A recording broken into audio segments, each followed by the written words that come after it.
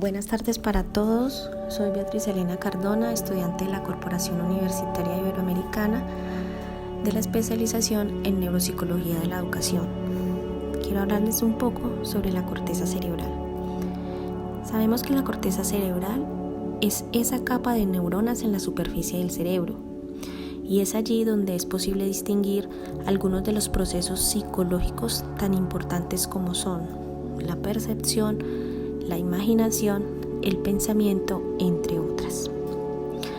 Esto significa que la toma de decisiones se produce a razón de dicha corteza.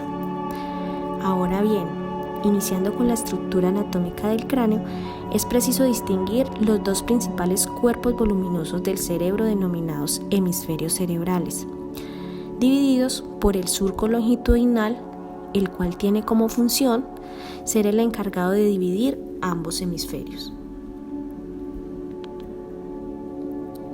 Continuando con el aspecto externo de la corteza cerebral y sus componentes, es posible observar los abultamientos y hendiduras que forman el aspecto rugoso del cerebro.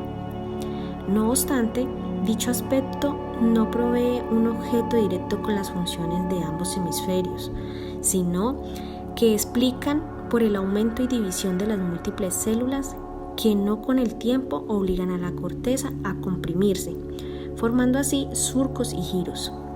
Los primeros pretenden establecer y delimitar los 4 principales lóbulos cerebrales. Existen múltiples surcos o hendiduras, siendo los 4 principales el surco central o de Rolando, el surco lateral o de Silvio, el surco parietoccipital y el surco preoccipital. Como se mencionó anteriormente, son los encargados de la división de los 4 lóbulos, como lo son el lóbulo frontal, el lóbulo parietal, el lóbulo temporal y el lóbulo occipital. Por otro lado, existe relación con la organización interna en la cual encontramos capas. Existen 3 capas de membranas conocidas como meninges que protegen el cerebro y la médula espinal. La capa interna delicada es la pia madre, la capa intermedia es la aranoidea y la fuerte capa externa es denominada dura madre. Iniciando con la capa exterior conformada particularmente por la sustancia gris, integrada principalmente por somas neurales y axones carentes de mielina junto con células gliales, la sustancia gris se asocia con la función del procesamiento de información, es decir, la función del razonamiento. Luego tenemos la capa intermedia. Está conformada por los axones de las células de la corteza cerebral. Es una estructura como una tela de araña, llena de un líquido que amortigua el cerebro, protege al sistema nervioso central. Se encuentra por debajo de la dura madre y se encarga de la distribución del líquido cefalorraquídeo. Y finalmente, en las profundidades de la sustancia blanca, la capa interior, donde se hallan las estructuras subcorticales organizadas por el sistema límbico y los ganglios basales. En pro de ilustrar la organización interna de la corteza cerebral, es preciso iniciar por las estructuras que se encuentran en esta capa exterior. En principio, contamos con el lóbulo frontal, ubicado de forma anterior al surco central. En él se encuentran diversas áreas encargadas primordialmente del movimiento, la atención, el razonamiento, es decir, influye directamente en la formación y o construcción de la personalidad del ser humano. Por tanto, su inadecuado funcionamiento es el principal signo de cambio de personalidad. Solamente lo poseen de forma desarrollada los animales más complejos, como lo son los vertebrados y en especial los homínidos. Luego está el lóbulo parietal, encargado de integrar y procesar información sensorial proveniente de cualquier parte del cuerpo. Es un elemento esencial de la información espacial. Nos proporciona la capacidad de juzgar el tamaño, la distancia y la forma de los objetos.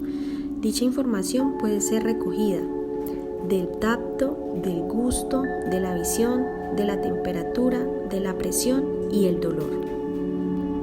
Con respecto a la visión, el lóbulo occipital es el principal encargado de procesar la información visual, pese que éste es incapaz de la creación de imágenes. Es el encargado de recibir los primeros registros visuales a través de las retinas, desde donde esta información va a zonas cerebrales que se especializan en otros temas. Finalmente, el lóbulo temporal, que alberga la corteza primaria de la audición del cerebro, maneja el lenguaje auditivo y los sistemas de comprensión del habla. Además, desempeña un papel importante en tareas visuales complejas, como el reconocimiento de rostros.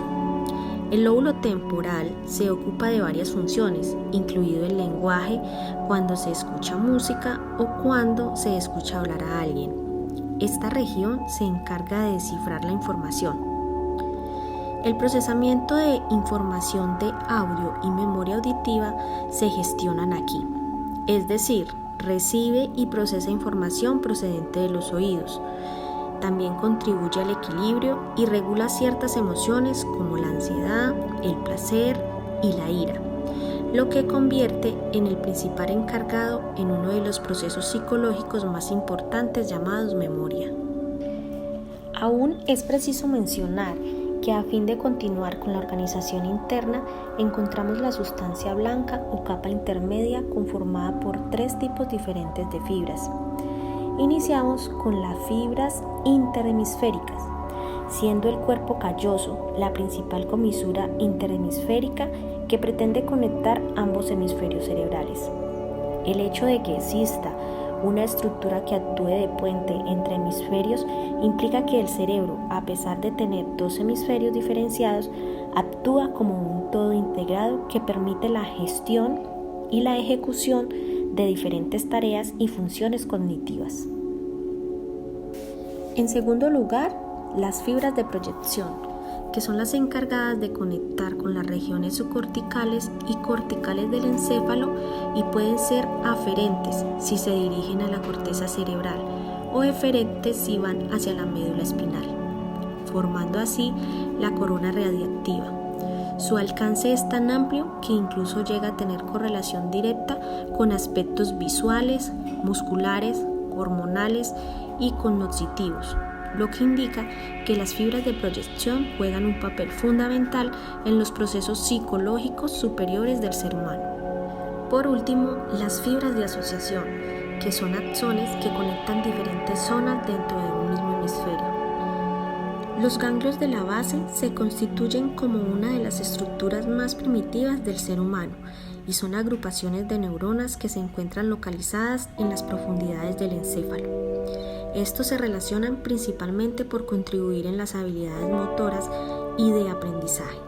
Por otro lado, el sistema límbico es la base del cerebro emocional que participa en los procesos implicados en la memoria, en la motivación y en la monitorización, en la mediación y la expresión emocional, así como en el comportamiento sexual y social. Y en él podemos encontrar el tálamo, que es una masa grande de sustancia gris localizada en la cara media y posterior de cada hemisferio. Es un centro de relevo para todos los tipos de impulsos sensitivos, excepto los impulsos olfatorios, que viajan desde los receptores sensitivos periféricos hasta las áreas sensitivas de la corteza cerebral. Amígdala. Está relacionada con la respuesta emocional aprendida que despierta en ciertas situaciones y por lo tanto está involucrada con el aprendizaje emocional, por lo cual tienen un rol en el sistema límbico. Hipotálamo. Está inmerso en la regulación de las emociones por su conexión con la glándula pituitaria y por lo tanto con el sistema endocrino. El hipotálamo es responsable de mantener ciertas funciones como la regulación de la temperatura corporal, la frecuencia cardíaca, la sed, el hambre, los ciclos de sueño y la presión arterial. Hipocampo. El hipocampo tiene una función muy importante en los procesos mentales relacionados con la memoria. Asimismo, se reconoce como una de las estructuras más primitivas del cerebro humano. Corteza cingulada, encargada de la aplicación de los impulsos emocionales, desempeña un papel vital en casi todos los sentimientos humanos y los comportamientos, desde la emoción, atención, aprendizaje, memoria y percepción del dolor físico y emocional. Finalmente, el sistema límbico es el encargado de la regulación de las respuestas fisiológicas y emocionales de nuestro cuerpo. Las estructuras anatómicas que lo conforman son responsables de procesar nuestras emociones y regular nuestra conducta.